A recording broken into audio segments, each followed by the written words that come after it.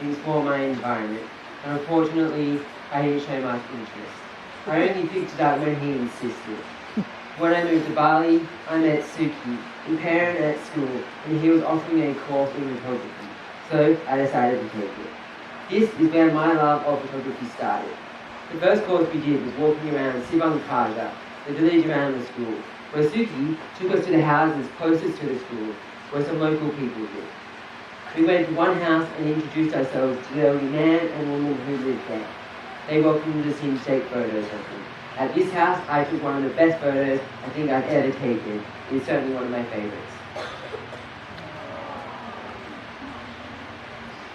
Sadly, Puck passed away not long after I took this photo, but his memory lives on in this image.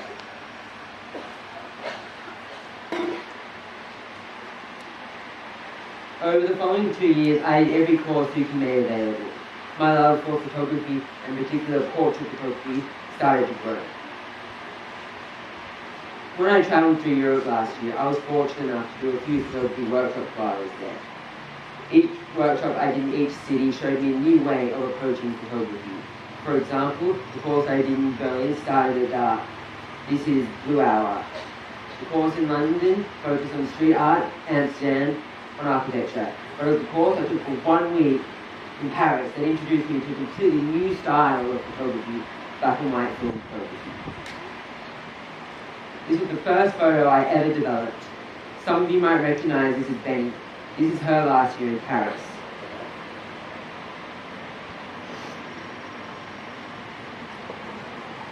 Anyone who knows me knows I'm retro. I dress in old-fashioned clothes. I listen to my music on a record player. I suppose it was just a matter of time before I found analog photography. With the development of digital photography, the art of film photography started to disappear. It is only in the last few years that there have been a revival. A bit like record players disappearing for years, and now people are recognising the beauty in the old. However, with darkroom photography, there are some nasty problems. To produce a black and white photograph, there are 3 stages of development. First, the paper is placed in a mixture called developer. It then goes in the stop bath and then a fixed roof bath. Each stages of development contains a mixture of strong chemicals that can cause health problems. Contact dermatitis is the most commonly associated with printing. It is an allergic reaction to the skin. Drugs are a good way to prevent it, but it can happen any time. Other stuff can get pretty nasty too, such as neurological problems absorbed through the skin or breathed in. Darkroom photographers normally receive no training in the proper use of chemicals. Perhaps the main reason for this is that the photochemicals are generally regarded as safe by the photography community. However, this is not the case. Normally darkroom workers have no safety equipment, such as air ventilation, eye washers, showers, or fire extinguishers. Any air ventilation is non-existent, resulting in a chemical level well above acceptable standards. Any air ventilation that might exist is often being blocked when cracks of light are being filtered. Chemical threats to the environment begin at this point.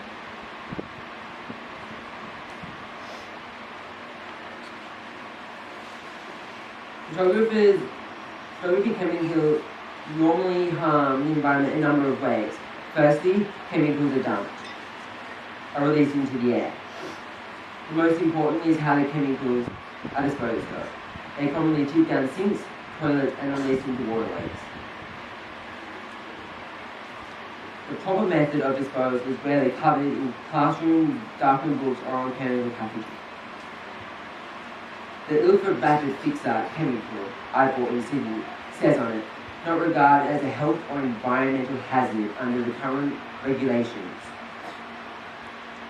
It then lists precautions stating you should not breathe in or come in skin contact with it.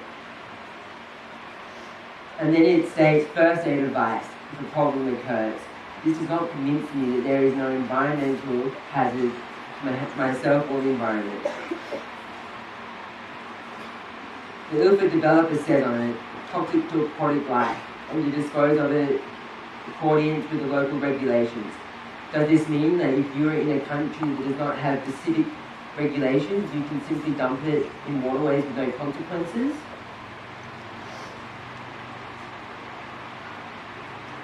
The planet is facing an environmental crisis. Humans have been polluting the planet for many years, and it is time to turn that around and reduce the amount of chemicals that cause a harmful effect. I've been interested in darkroom photography for some time now, but I felt pursuing my passion goes against my environmental beliefs. So, I was faced with a dilemma. How could I follow my passion for darkroom photography and not harm myself or the environment? So I started researching alternative methods. Was there a way I could produce a darkroom using ingredients that were not harmful? I found some blogs online discussing the use of a mixture called caffeinol, which was made up of instant coffee, vitamin C powder, and soda ash. I also heard you could replace the chemical stop bath with vinegar and the fixer with salt water. People had mixed results, so I started experimenting to see if I could produce a good quality photo in an environmentally friendly darkroom. To carry out my research, I returned to our apartment in Sydney, where I could set up a darkroom. I met my mentor, Chris Reed, who mentored me through this. I began by experimenting one step at a time. First, I selected a photo and developed it in the traditional way using shop-bought chemicals. You can see this photo is fairly clear. Then I replaced the developer with the recipe I found online, caffeinol. Yeah. The result was not good. I experimented with the amount each time, and my second result was much better.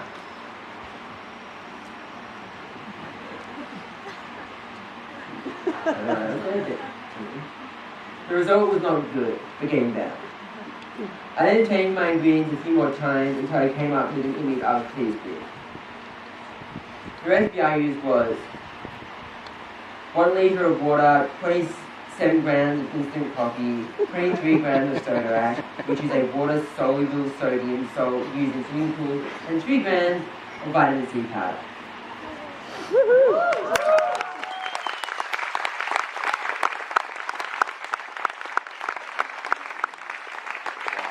There are still some differences.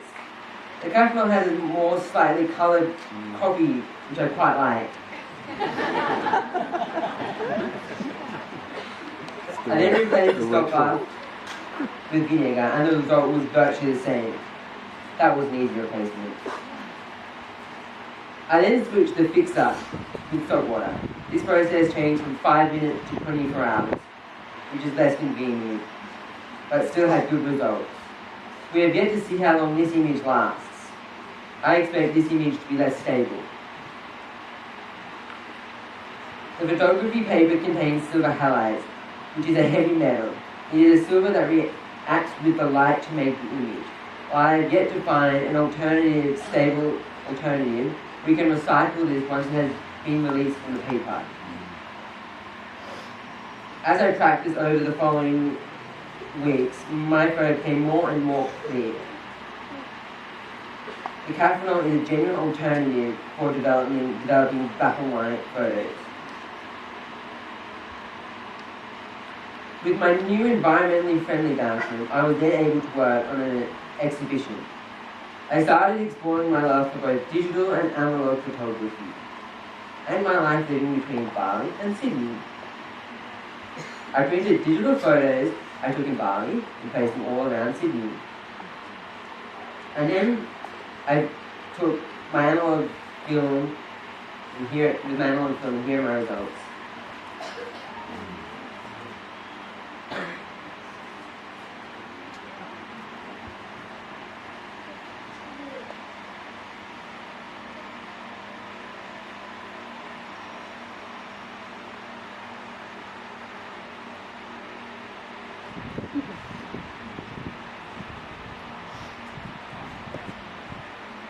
My exhibition is available online at workingbasement.com.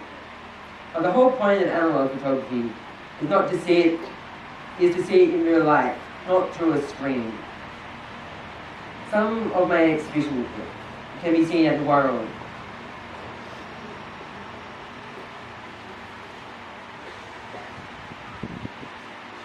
I did not allow the traditional and unenvironmentally friendly darkroom to inhibit my passion.